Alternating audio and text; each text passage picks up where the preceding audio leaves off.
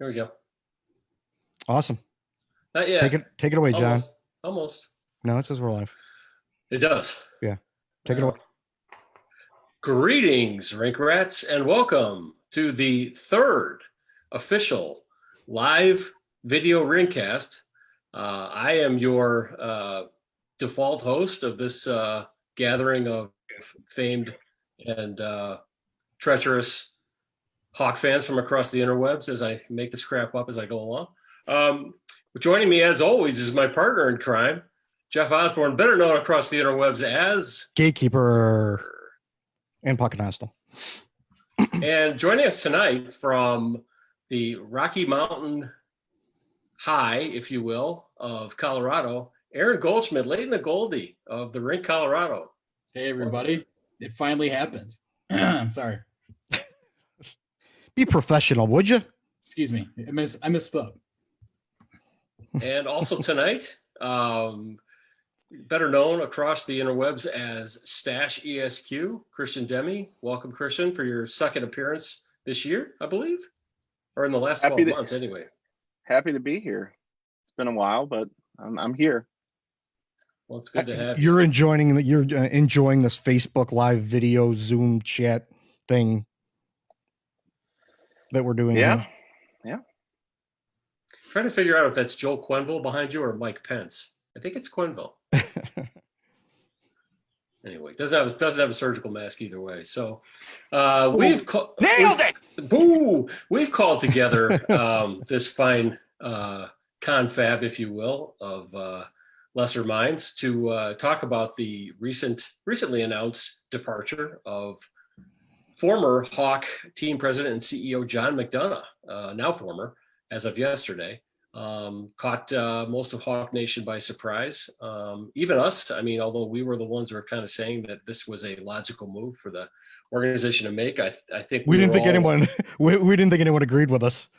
Not right. Well, apparently Rocky Wirtz did. Yeah, exactly. Although he had faked us a few weeks ago and led us to believe that everything was just hunky dory and they were going to go ahead. And so we started coming up with all kinds of lovely nicknames for Rocky at that point. But I think he's won back our respect and hope, if you will, for a good direction for the franchise going forward. So there's a bunch to talk about, the reasons for the dismissal, but also I think probably more importantly, what could be next. There are certainly a lot of interesting theories, if you will, being propagated on the interwebs, and we're going to probably talk about some of those, including just about every ex-Hawk on the planet being named as the next president of the Chicago Blackhawks.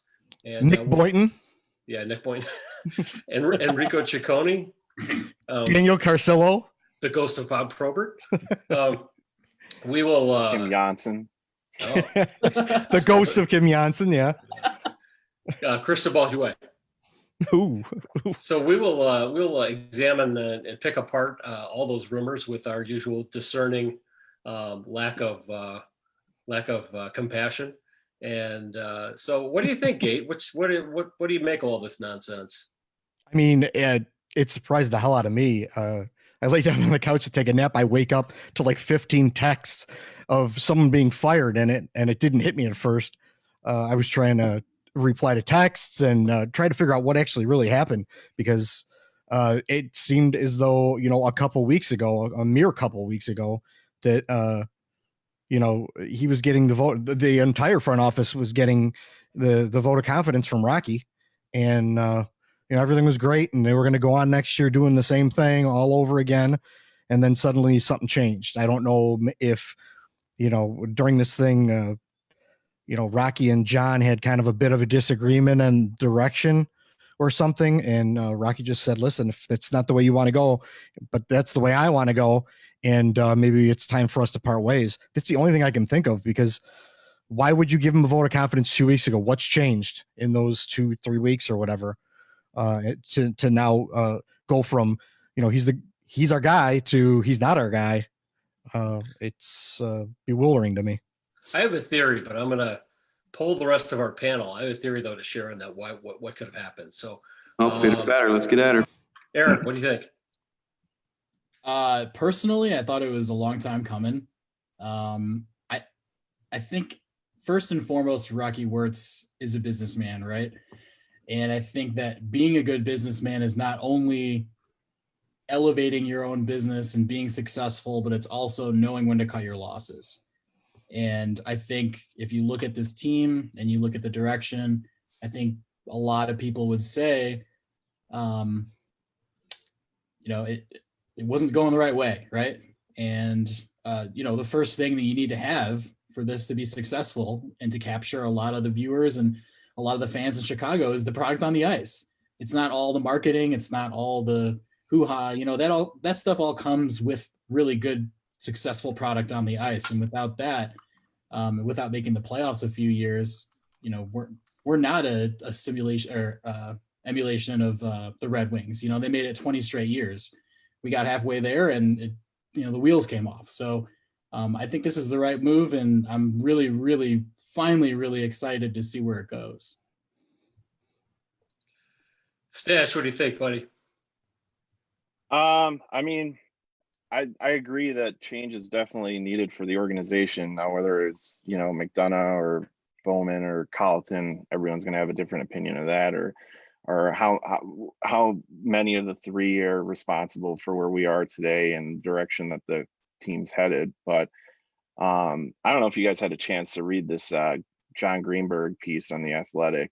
I think it came out last night, and it was pretty in depth about the relationship that McDonough had with Wirtz and with both Wirtzes, Junior Wirtz, and I guess he's been kind of a polarizing guy behind the scenes, more so than I had ever heard. So I'm not sure if something boiled over, some words were exchanged, or it was stress due to everyone, being isolated from this damn virus going around, or whatever it was. But something definitely changed, and I mean, as it stands, I'm somewhat hopeful, but I think we're still a long ways away from, taking the appropriate steps to get to where we want to be.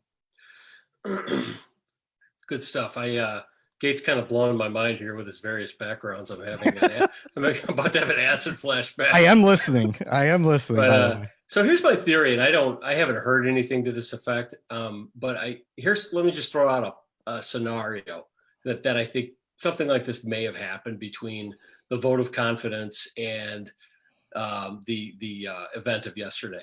So what if Rocky said to McDonough around the time at the vote of confidence, look, John, you've been great for this organization. We love you, but we want to change the structure of our front office, and we want to push you into more of a pure business capacity. You'll be our governor of business operations, and we're going to hire somebody to come in and run the hockey end of things. Think about it. If you think about that conversation, I could easily see that conversation having happened, because that's the structure that a lot of NHL teams are going to. It's a structure that a lot of people felt the Hawks should go to. And then what if he said, John, think about it. If you're not comfortable with it, we'll go from there, and McDonough may have come back, and being a man who likes to be in charge and in control and calling the shots, and probably a lot of his ego was tied up in the full-on team president role.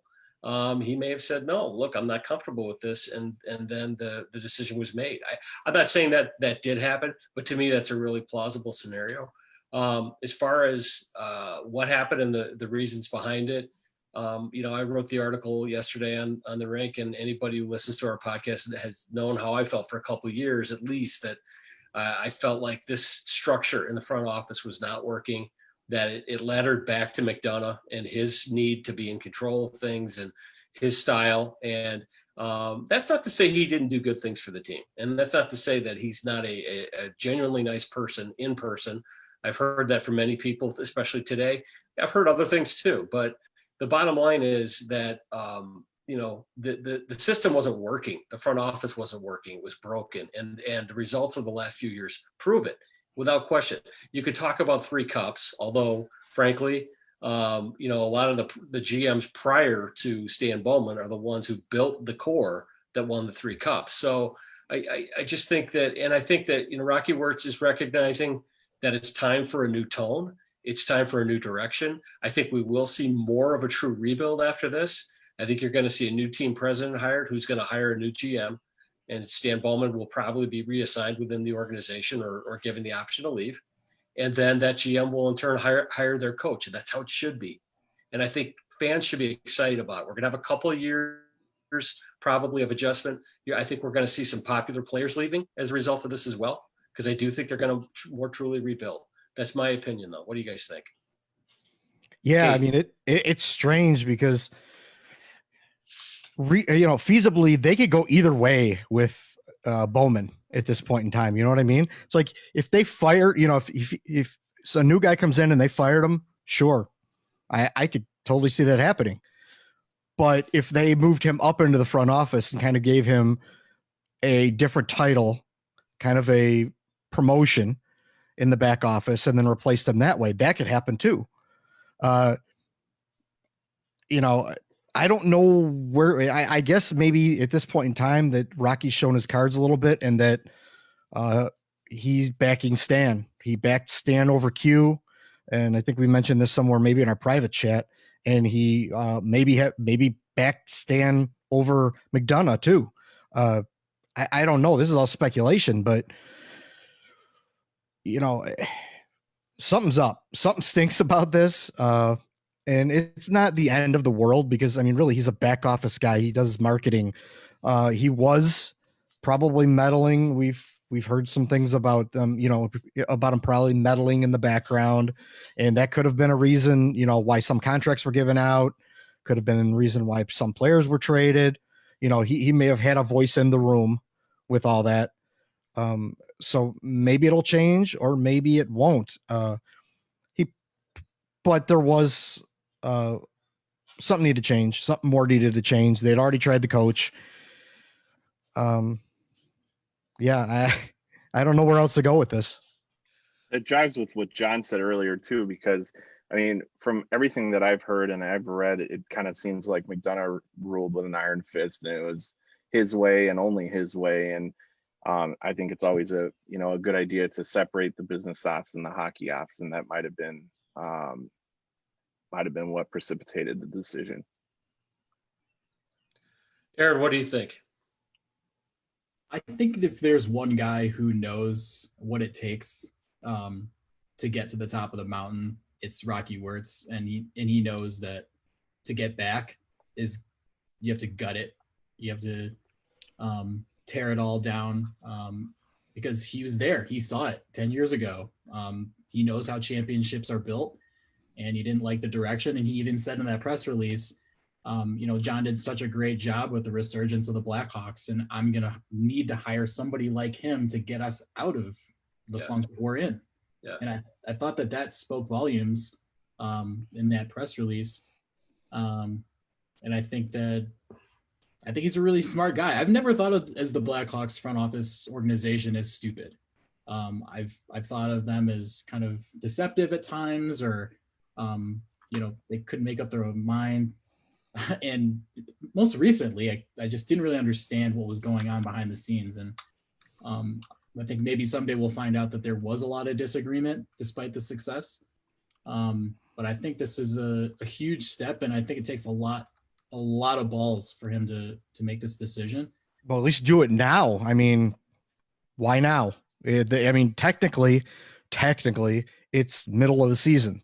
I mean, we all think that, I think we're all pretty much in agreement that we don't think there's going to be a regular season, and there may not be a cup this year.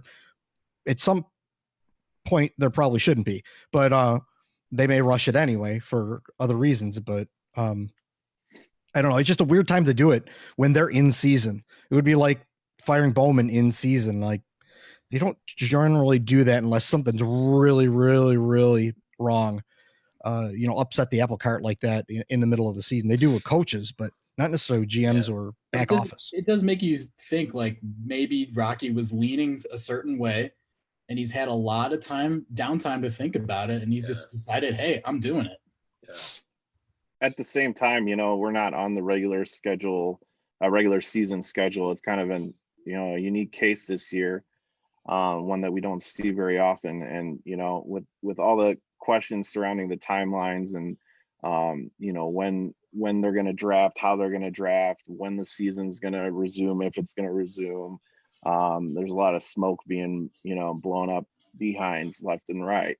And, you know, maybe they just wanted to get things in place, get a new president, CEO in place to basically oversee the direction that they're going to head, and make that decision about whether or not to stick with Bowman or Carlton or what have you.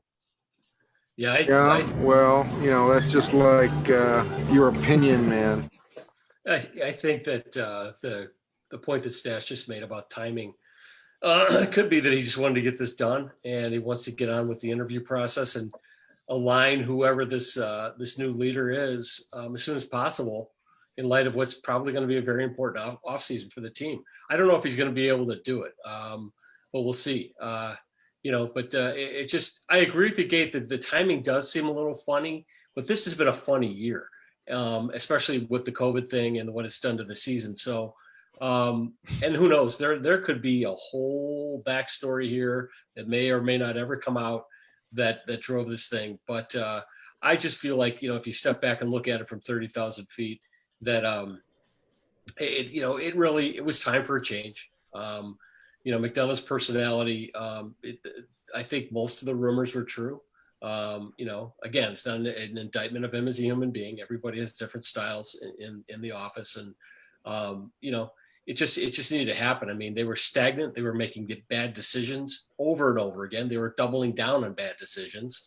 And again, look at the results. And Rocky Wirtz is a businessman. That's what he's got to do. So I don't know. Yeah.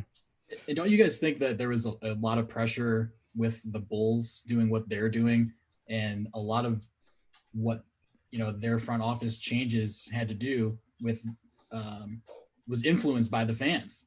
They had people at the All-Star game super pissed off and embarrassing the organization and fire guard packs and all this stuff. And I think some pressure started coming from some Blackhawks fans. I mean, the article that Scott Powers wrote about the season ticket holders and people getting gouged on the secondary market. I mean, you know, Rocky Wirtz is like, again, he's a businessman. He cares about the customer, and the customer was not happy at all. And if you're going to have a payroll salary cap that's pretty much maxed out, you better get something more than dead last 3 years in a row. Yeah. Yeah. Aaron, you said something today. I think it was you said this, that, oh gosh, no, I forgot. Never mind. But you did. You did say it. Well, I'm glad you thought it was interesting. Has the whole world gone crazy? It'll come back to me.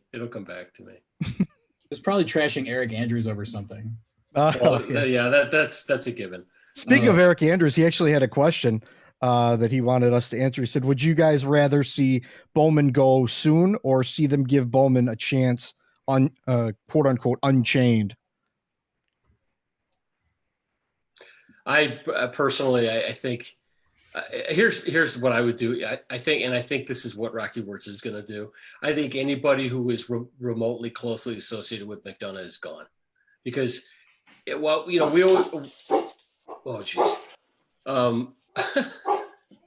we always said that you couldn't blame Bowman but not blame McDonough, and I think that the opposite is true as well. And I think it extends to Elmick Isaac.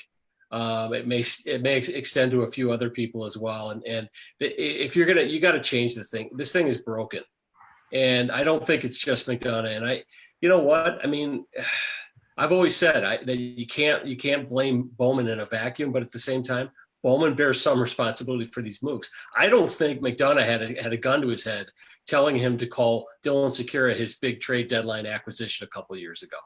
I didn't see a gun, you know. So my thing is like, look, he had his chance. He'll go somewhere. He'll get another job. Probably he may end up being in a GM for another team, and maybe in a different environment. He'll have a tremendous amount of success, and great. But I think it's time for a change here, because you also don't hire a new team president and say, here's your GM, you know, the guy who was here for 10 years. Nobody does that. So I think he's gone. I think it's just a question of getting the new president in so the new president can hire their person. Yeah. Now, going forward, we didn't even mention this. Who in the interim is going to take that job, and it's with 43-year-old Danny Wirtz, I believe is he's 43, right? Yeah.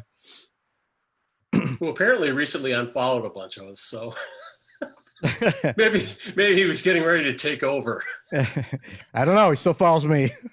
Oh, I didn't even realize that. I know, of all people, the hostile guy. But maybe you fascinate him. Maybe that's what's going on. Yeah, I don't know. I mean, I was trying to do some reading, like outside watching a train wreck of the Blackhawks, and like he's supposed to be like some kind of wizard with the marketing, and he supposedly had his hand in some of the Blackhawks recent marketing stuff and things like that. So I guess it's not a huge surprise, but I mean, that keep it in the family. Yeah, he's apparently kind of got his finger on the pulse, if you will, of digital marketing, which I don't think McDonough did. I think McDonough was more kind of old school, traditional marketing channels, and events. And I mean, McDonough was a promoter, and so I do. And let's face it, I mean, digital marketing is the future of marketing, no matter what you're selling. And I think it's definitely true in pro sports as well. You sound like a marketing guy. Yeah, a little bit, but but so I think that maybe it's, and obviously his last name and his relationship to the owner, I think, is part of it as well. But I also think too is that I really believe they're going to more of the standard model now in the NHL, which is you have a guy who runs the business side and then you have a guy who runs the hockey side, and more power to him. I think that's the way to go. Stash, you got anything to add to that? No. Okay, cool. Well, okay. Now he's Danny Wirtz is there in the interim. He's going to do whatever McDonough had left to do. But there's been an article was floated out by the Athletic about some potential people to replace McDonough, and I'm going to go kind of down the list, and then you guys could take it from there. The first was, of course, Danny Wirtz, just continuing where he's at. Mike Gillis, Eddie Olczyk, Doug Wilson, Al McIsaac, Bill Zito, Chris Chelios, Kevin Weeks. I don't know where that one comes from. That's kind of a weird one. Megan Chayka, who's John Chayka's sister, Shane Doan, Stan Bowman, and what did I see some talk today about Marian Hossa too, possibly being involved somewhere? I don't. Hossa's my dark horse. Yeah. There's something about that idea that really appeals to me. It's super out of the box and super creative, but there's something about Hossa that says to me that's a guy who could be a leader of an NHL franchise. Call me crazy. From a marketing point of view, I mean, Marian Hossa is loved by everybody. I mean, look at the reaction he got when it was decided that he wasn't going to play anymore. He got a huge reaction from Chicago. He's got a warm place in every Blackhawks fan's heart. So, that's like marketing 101 right there. But well, he's respected throughout the NHL too. I mean, he's the son of the former Slovak national coach. The guy understands hockey inside and out, has great relationships throughout the league. And when he walks into a room, people notice, he's a guy who commands respect.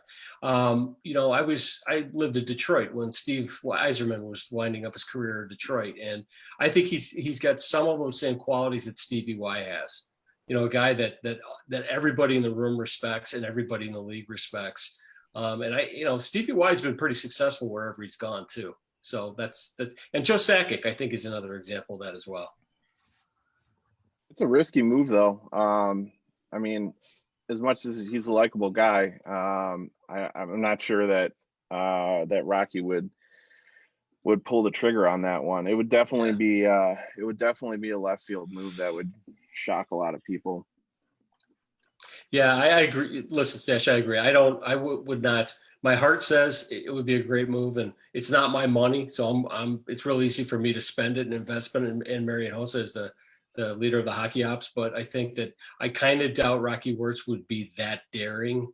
But who knows? I mean, so let's talk about some of the other thoughts that are out there. And Aaron, if you want to jump in on Hossa, you can as well. But I mean, the big one that seems like it's gaining a lot of traction is Eddie Olczyk.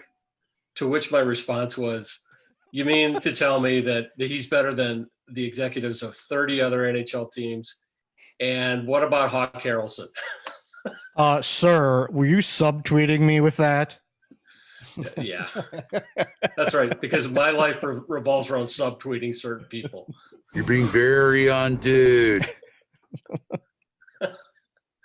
Never mind. So anyway, go ahead, continue.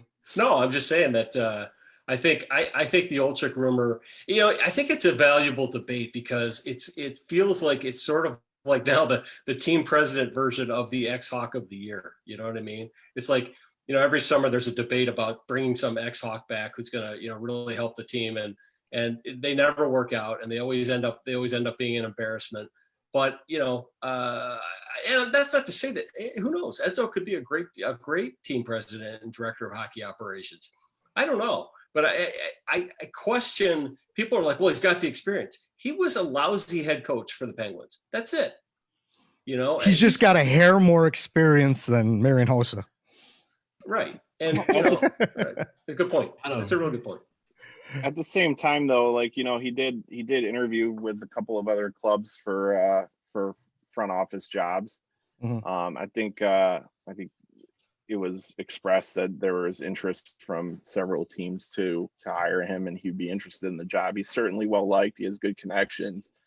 I'm just playing, knee-jerk contrarian, trying to throw something here and see if it sticks. I don't know if he's the right guy for it. Frankly, in my opinion, I think outside eyes would be a better decision. I agree. Have some fresh set of eyes with with fewer relationships with the existing players and staff come in and kind of evaluate it from an independent perspective. Totally. And I think that's probably the healthiest decision.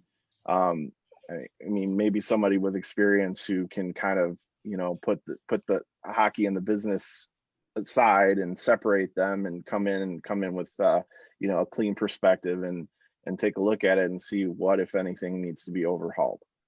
Figure it out. It's Dash, to take that a step further. Why limit it to just hockey executives? John McDonough didn't come from hockey; he came from baseball, and I think a lot of people are kind of crossing that barrier. I wouldn't be objected if Theo Epstein decided to come over and work with the Hawks. He's not going to do it, but a similar mind. For that role, I don't think you need to have a hockey background. Totally agree. That's, again, we're going back to separating the hockey from the business, and I think that's a really wise decision. It may be someone on this list and may not be, and maybe someone not on the list is the best way to go.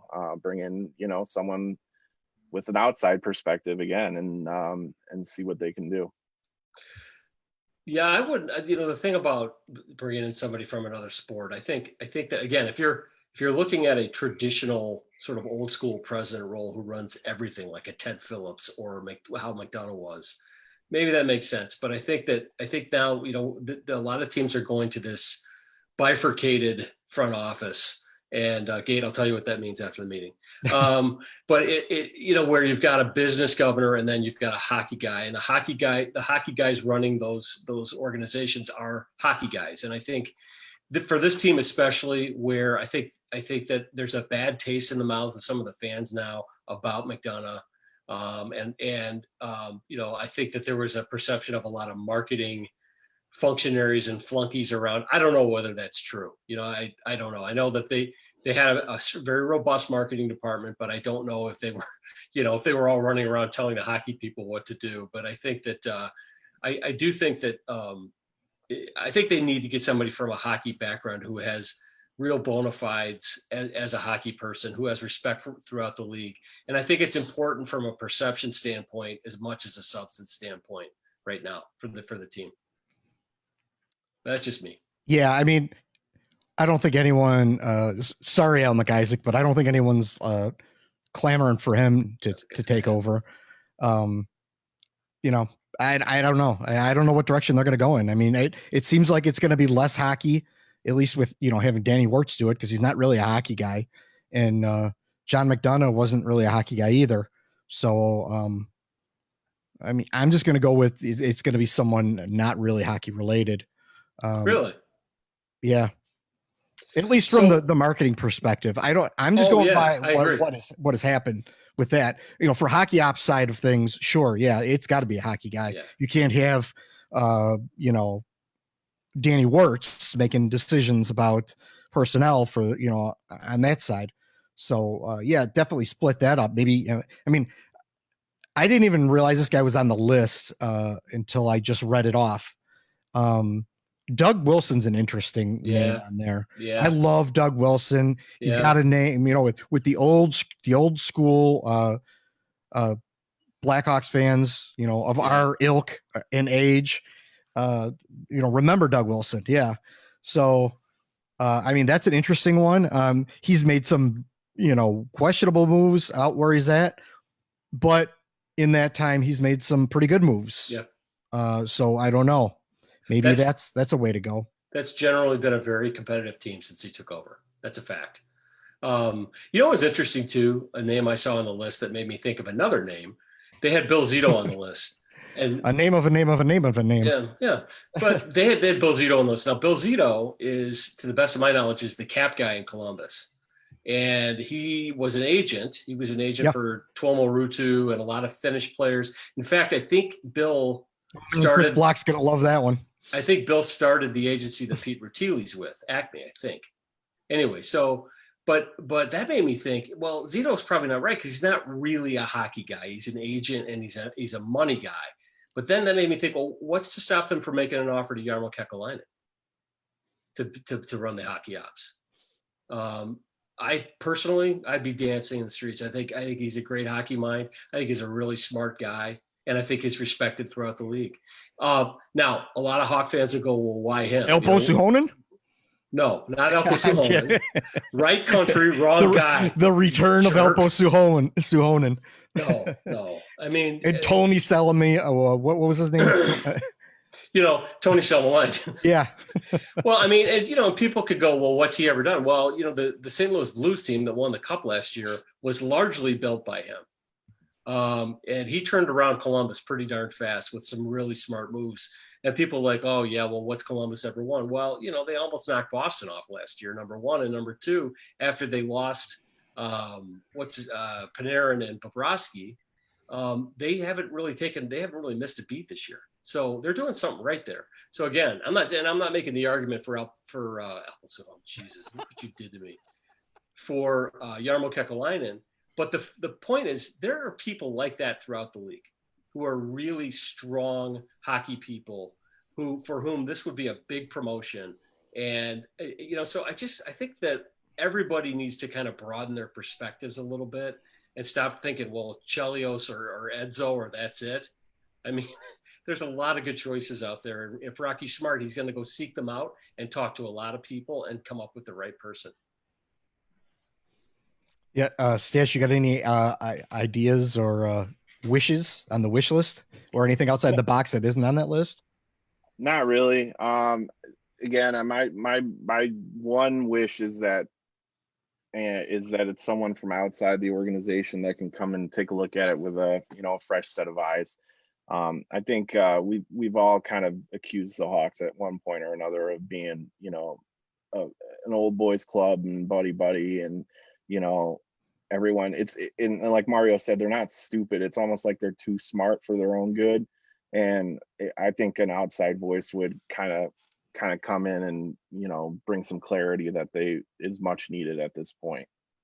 Well, and part of that McDonough problem was he was drinking his own Kool-Aid. So it's kind of that contagious factor of that. Sure. Just thinking that everything is going to, come up aces every time because they know what they're doing. They figured it out. They've got they've figured out the one thing no one else has figured out. And then all of a sudden, things start getting tough and you get where they are right now by being a little too cocky. So. Frankly, I'm more interested to see what they do with the GM role, whether they stick with Bowman or move Bowman to something like a Kenny Williams or a Theo Epstein role, kind of elevate him above the GM somewhere, given an option to stick with the team and bring someone else in. That might leave a sour taste in a lot of people's mouths, but I mean, I wouldn't necessarily be opposed to that. And again, having him in some sort of like senior vice president, GM role in that regard, and bringing in like a fresh set of eyes for GM. Yeah, I mean, you have Stan, who, even though he screwed up the cap, is supposed to be the cap guru guy. You would still have him in the organization to, offer, his thoughts on things. But the guy who I've been on the boat for to, take over in GM for a long time, and Al Samaglia just tweeted about it earlier today, and a couple other people, and John, was Mark Hunter. That guy is known for developing young kids, developing talent, having an eye for talent, things like that. This is something the Blackhawks haven't been able to do in this whole era, partly because they haven't had to. But then when they had to, they weren't doing a real good job of it. We've gone over it many times about how the organization is with, they don't, either the guy almost steps right into the NHL, or the guy never sees the NHL. There's nothing in between. You don't see a lot of guys going through Rockford, going through, say, Indy, coming up through the system like that. They develop it in the juniors or whatever, lower, wherever they come from, NCAA, junior, or whatever, overseas. And then they come over here, and either they're playing in the NHL or they're never going to play in the NHL.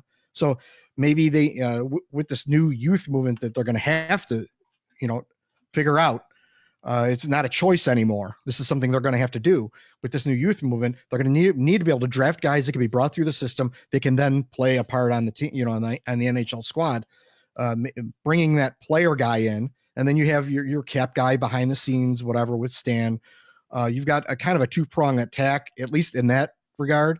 You don't upset the Stan lovers. You don't upset Scotty. I know it shouldn't be a thing, but it is. I could see something like that happening. I got a name for you. What do you guys feel about Mark Kelly? I mean, we always talk about how good their scouting is, their amateur scouting. They find all these diamonds in the rough in Europe. By all accounts, they've drafted well. They've scouted pretty well. He's vice president of scouting. What about him? I think that some of the scouts can and should be retained. They don't have to overhaul for the sake of overhauling. I mean, ultimately what scouts do is they provide data, and opinions.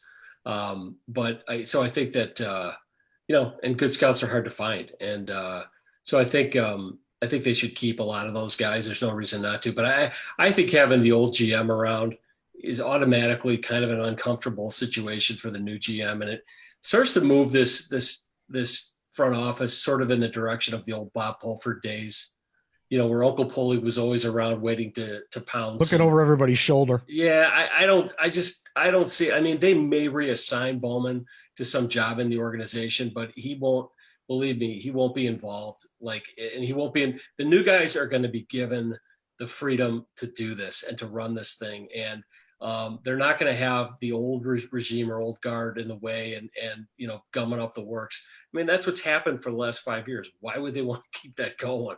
I just don't see it personally. Yeah, it could be. I just was throwing that out there. Yeah, no, it's an interesting theory. Mark Kelly, I mean, I didn't even think of that one. That's interesting. I mean, I've got my opinions.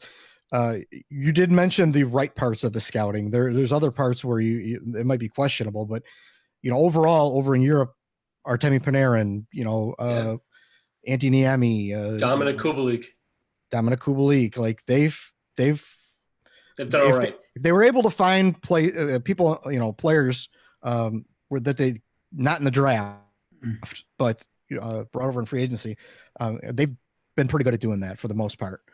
I don't know. It'd be interesting. Even like Antti Ranta was actually a nice pickup from Europe. He's had a decent little career, so they have done well in Europe. And so I think there's aspects of the scouting that they should probably retain. And all the scouts know each other too. It's not like these guys won't have some kind of relationship going in either. So yeah. Well, I guess maybe we go around the table and try to give. I know they're going to be pointless probably, but our predictions, quick predictions. on what's going to happen. It could be based on something or not based on anything at all. Just kind of a feeling. How about Aaron? You go first. Yeah, so I really love what the Rangers did. They said, hey, we're going to rebuild. We wrote the letter to the season ticket holders. This is going to suck, but it's going to be rewarding in the end. Yep. I love that. I think Blackhawks fans would take that and be like, let's go. Take my money. I'm ready to embrace the suck. So I agree. I think people are ready for that. As far as predictions, I would love to see them hire a coach like Dan Quinn from Boston University to work with young kids and like be able to college guy. Yeah. And to be able to like recruit and understand development. Like you talked about, Gate. Even somebody like, was it Mike or Mark Johnston from the Portland Winterhawks, who's like been on the WHL. He's been in the championship like 4 times in a row. Just like a long history, maybe similar to Mark Hunter or a college coach, just somebody who's familiar with developing young kids for the head coach or the GM role. But yeah, I think they wiped this thing clean. I think if you X John McDonough, I think the whole tree is falling down and everybody's going to go, not even the scouts. I think this whole thing is a restart, and you stick that big for sale sign in front of the United Center. Ooh, for sale. John, what do you think?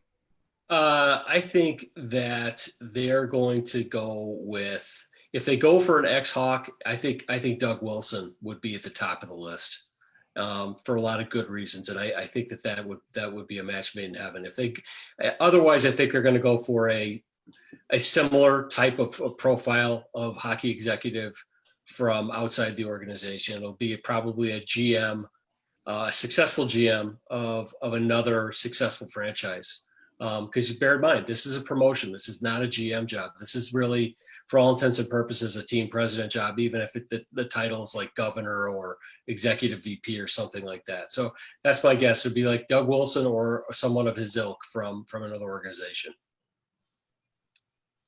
Okay. Sash, anything? Yeah, I mean, I'm going to go back to it again. I'm like a broken record here, but I just hope it's someone with, a fresh set of eyes to kind of evaluate what's going on and what needs to be done to move forward. I think Rocky knows that he needs to kind of, transition the organization. He even said so. He was direct quote, new mindset to successfully transition the organization on and off the ice. So, I mean, really the question mark is whether it's just the off ice stuff to be handled with the president and CEO, or if it's on and off the ice. And that was maybe a hint at them maybe looking a different direction with the GM. My hope is that it's going to be an external move. My fear is that it's going to be an internal move and it'll be the same old BS. But we'll see. I guess there's a lot of questions. They have a couple different routes they can go, and it's certainly a position that a lot of people are going to be interested in filling. So it's not like they won't have their pick of the litter, so to speak. So hopefully they make smart decisions, but we'll see what happens. Yeah, I feel like this organization is one of those. It's like we can't make too many changes at one time, unfortunately. That's my fear also. Just, nitpicking here and there at the edges, like pulling the strings on the edges. And it doesn't seem to be, making a difference. Can I just get my dark horse? Yeah. Go. President David Poile. Steal it from the division. I mean, that would be wonderful. I mean, he's a good hockey guy. He's a great hockey guy. Yep. I'd be all over that. I'd take it a second. Yeah. Yeah, I'd be all over that. And there's guys like that out there. And that's the point, And let's say he does hire Eddie Olczyk. Fine. If Eddie Olczyk is the guy to lead this team back to the promised land in the next 5 years, great. I'm all for it. I just, again, like when we talk about David Poile, or we talk about Doug Wilson, or we talk about Jarmo Kekalainen, there are a lot of really good hockey people out there. And that's the bottom line is go find that person. Go find them. And if he's sitting in the booth at NBC Sports, great. But make a thorough search and make the best decision. I think we all agree on that. The reason why I kind of said Poile is because he has a history of not being totally attached to his own players. He's sent guys off with really high upside and taken risk for the better of the team. And I think that that's something that we kind of struggle with, is that we're so attached to loyalty, and we just kind of hand out no movement clauses and hand out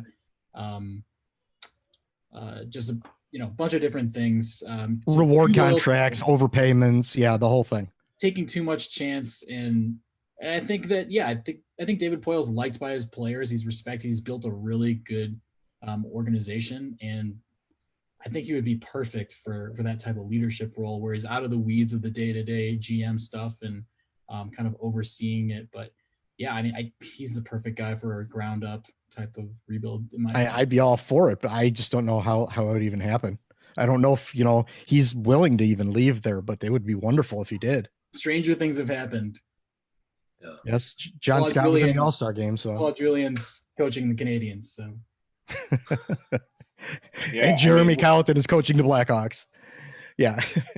Whatever they decide, I think if I had to, have one message for the organization, it's to just put everything on the table, be willing and open-minded to do anything that you need to do to get this team back to where it needs to be, because up to this point, it's kind of been the same old, and they really need to, that's why I think a fresh set of eyes with, lesser attachment to these players would be great, just to, kind of make the hard decisions that the current and past members of the organization were not willing to do. Does that include trading superstars? I mean, listen, unfortunately, their hands are a little bit tied in that regard because of all the NMCs that they've handed out, like Tic Tacs. But if that's what needs to be done, that's what needs to be done. As long as the return is good, you got to do what you got to do. Right. All these guys are, great players, and they've done a tremendous amount for the organization, but they're getting up there in age, and we've talked about it over and over. Yeah. I know that feeling. The problem is is whether or not they'd be willing to do that, and it's going to take hard talks, difficult conversations that need to happen, and that's why I think an outside voice would be the right decision and the right choice to have those conversations that need to be had. That's a great. Sorry, go ahead. No, again, it's whether the players are receptive to that, or they'll just give them the old double bird and say, no, we're good. I'm hanging out here until this thing is done.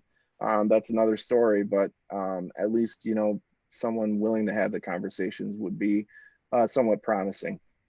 That's a great point. I mean, and that's, I think, why, for example, Edzo might not be the best choice, because Edzo's got a relationship with a lot of these veteran players. And I think that's why I think you do need somebody with a dispassionate eye from outside the organization to make these calls, because no movement clauses can be waived.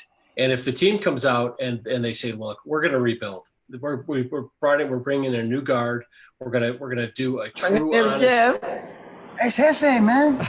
Sorry about that. No, that's fine. That's what I was about to say anyway. No, but we're going to do a true, honest rebuild. I think you may have a couple of these guys come to management next February and say, look, if you want to move me to a team with a chance to win a cup, I would accept that, because I do think that it's not going to get better overnight, and it may get worse before it gets better again. That's what happens with a real rebuild. And these guys have just sort of gone for the mushy middle of mediocrity, and nobody's happy with it. And I do think there's going to be a couple of lean years, but I think, so point is, I think some of these no movement clauses can be waived. And I think you need somebody to come in and make the difficult calls, and who's got a lot of political capital to start out with. So, they're not going to lose their job over it if they trade one of the 3 or 4 remaining core players left, let's say. Rocky's given him a contract. He's given him some security. That's what it's going to take, because they're not going to get better, just drafting, an Adam Boqvist or this guy or that guy every year. That would take forever. And it's very low percentage. You got to make big seismic changes with this team to get them back in. You got to make a lot of moves. I'm just going to, or just make the right big moves. How about that? Same thing. We're saying the same. Yeah. We're saying the same thing. Go ahead. Go ahead. We talked at the beginning of the podcast about whether or not or what we think precipitated this move to get rid of McDonough. And here's a theory: what if it's the realization that the cap is not going to be moving up? They're going to have less flexibility than they thought they would have. Maybe the fact that if the cap would rise by several mil every couple years, like it was scheduled to do. I mean, by all accounts, it's not going to at this point with the economy in the shitter, and with the team not generating the income that they want to be generating. I mean, that makes those decisions a lot harder as far as how they're going to move forward, because they're going to have less flexibility, and that kind of leads to the point again, like they need to have someone who's willing to make those tough calls. That's why I'm thinking they're going to go outside guy, outside person. They know that they're going to have less flexibility than they counted on a month ago. Maybe that's a played a role in why they thought that now is the right time to move. Just a thought. Interesting. I agree. Aaron, right. what do you think? Yeah. What? What do you think? He doesn't think. I don't think. My feeling. My feeling is burn it to the ground, blow it up, whatever you want to call it. Yeah. I want to see the Blackhawks picking in the top 3. Yeah, me too. I want us to be. Oh, you mean they're going to pick the Russian goalie in the top 3? That's not my take. That's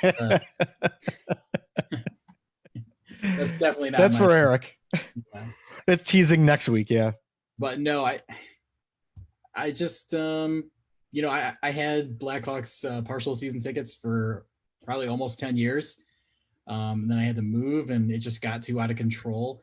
And I pretty much watched every game for the last however many years. And we're all attached to this team. That's why we're all here.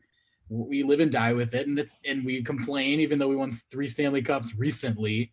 But we all want something to look forward to, right? And I think that we've set our standards so high that watching this team kind of be on that slow decline and that trend of not improving year over year. I think that's the reason why. Is you take a step back, you look at it, simple line graph. You went to the moon and back. And now you're just kind of falling straight down. So is that like an advanced stat? Is that a numbers guy thing? The computer boys, yeah.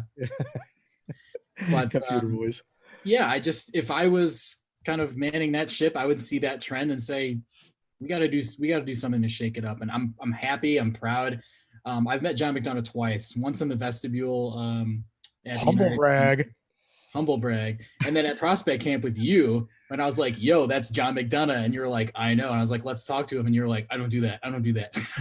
Yeah. I don't play fanboy. Yeah. Yeah. So he signed a puck for me. And I was like, hey, I'm really proud that you did this for Chicago. And, I'm really big fan of what you've done. And he was super humble and really nice. And it seems like he's always been about the customer, always about the fan. And I think he's done a really awesome job, but everybody's got their time. And I think his just kind of ran out. And yeah. I'm excited more than anything. Yeah, it may just maybe the times passed them by. Exactly. Just turn off all the 2010 rewind bullshit. I'm done watching that. I don't want to see it. I don't want to talk about it. I don't want to hear old takes. It's done.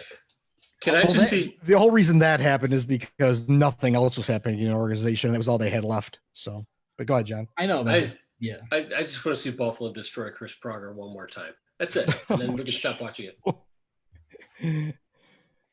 Yeah. 10 years ago, 12 years ago. I know. Yeah. It's crazy. I haven't minded watching Marian Hossa skate around though. I won't say that much. I love that man. Yeah. That was almost like watching the Jordan documentary and seeing that all over again. That was.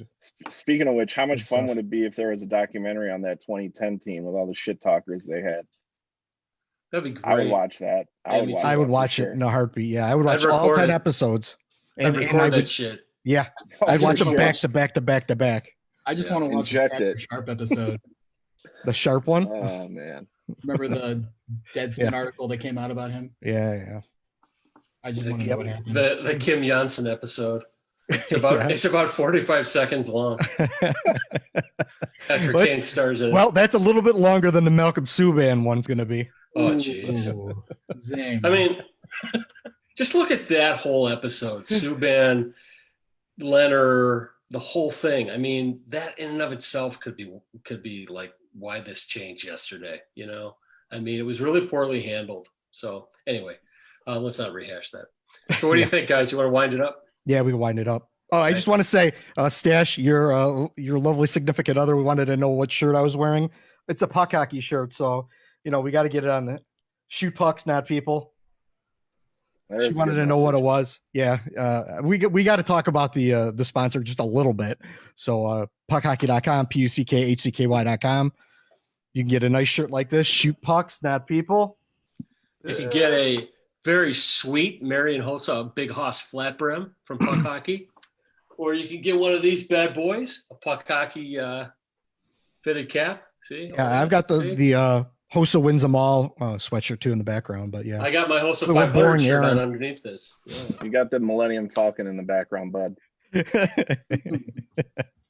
Yes, sir, I do. Yes, sir, I do.